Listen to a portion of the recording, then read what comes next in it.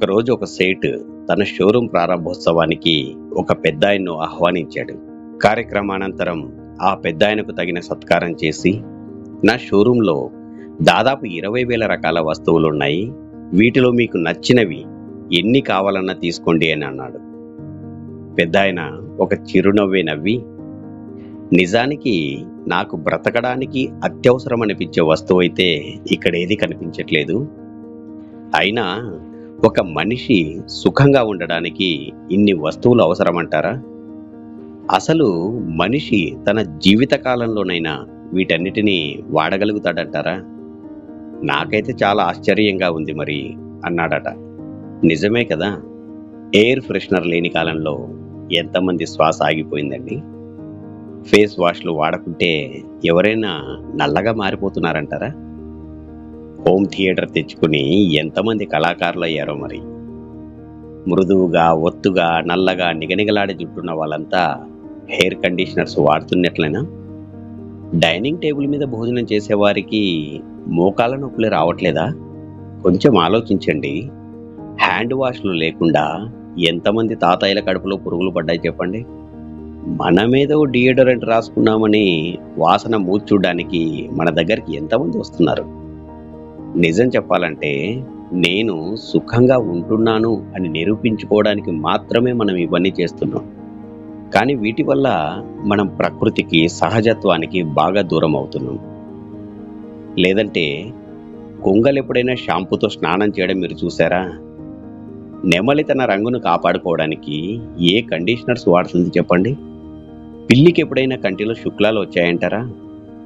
ఏ షాంపూలు వాడకుండా కుందేలకు ఒక్క వెంట్రుకైనా రాలుతుందా చెప్పండి? అంతేందుకు, ఇన్హేలర్లు, బాంబులు వాడకపోయినా కుక్క వాసన పసిగట్టే సామర్థ్యాన్ని ఎప్పుడు కోల్పోవడం లేదే. ఇన్సులిన్ వేసుకోకుండానే తేనెటీగల షుగర్ లెవెల్ ఎప్పుడు అదుపులోనే ఉండడం లేదా? ఏ అలారం లేకున్నా సమయానికి కోడి కుక్కరకో అని అరవట్లేదంటారా? కానీ ఒక్క మనిషి మాత్రమే డబ్బులిచ్చి మరీ కష్టాలను, దుఃఖాలను కొని తెచ్చుకుంటాడు. కరెంటు పోతే ఒక చింత, ఇంటర్నెట్ బంద్ అయితే మరో చింత, మొబైల్ ఛార్జర్ పని చేయలేదని ఒకరు విసుక్కుంటే కేబుల్ టీవీ రాలేదని మరొకరు ఏడుస్తారు. మేకప్ సరిగా లేదని ఓ అమ్మ బెంగ పెట్టుకుంటే మ్యాచింగ్ డ్రెస్సే దొరకట్లేదని ఓ అమ్మాయి నిరాశ. ఎటు చూసిన ప్రపంచంలో చింత, దుఃఖం, భయం, నిరాశ, నిస్పృహలే కనిపిస్తున్నాయి. ఒక మనిషి 10 నిమిషాల్లో కనీసం ఓ 20 సార్లైనా అసంతృప్తికి, అశాంతికి, అసహనానికి గురవుతున్నాడనడంలో ఎటువంటి సందేహమూ లేదు. కానీ పచ్చడి మెతుకులు తిని ఆరు బయట చెట్టు కింద ఒక పేదవాడు హాయిగా నిద్రపోగలుగుతున్నాడు. అటువంటి వాడిని ఏడిపించాలంటే మాత్రం ఆ దేవుడు దిగి రావాల్సిందే. సుఖం అన్నది వాస్తవానికి ప్రతి ఒక్కరి అంతరంగంలోనే దాగి ఉంది. అది ఆత్మ స్వధర్మం.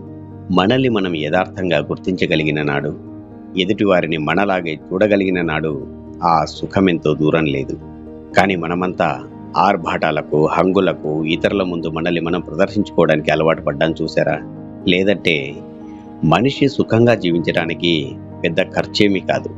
కానీ ఆ సుఖాన్ని అందరి ముందు ప్రదర్శించాలనుకున్నప్పుడు చాలా పెద్ద మూల్యమే చెల్లించాల్సి వస్తుంది. ఈరోజు ప్రపంచంలో ఎన్ని సుఖ సాధనాలు, సౌకర్యాలు పెరుగుతున్నాయో మనిషి అంతగా దుఃఖంలో మునిగిపోతున్నాడు. ఒంటరితనంతో, నా అన్నవారే లేక సత్సంబంధాలకు, వారి ప్రేమలకు దూరం అవుతున్నాడు. మీకిది యథార్థం అనిపిస్తే దయచేసి అందరినీ జాగృతం చేయండి. అనవసరమైన ఖర్చుల నుండి అందరినీ రక్షించండి. ఒక్క విషయం గుర్తుంచుకోండి, మీరు సుఖంగా ఉండడానికి ఖర్చు చేయండే కానీ ఆ సుఖాన్ని అందరి ముందు ప్రదర్శించడానికి కాదు.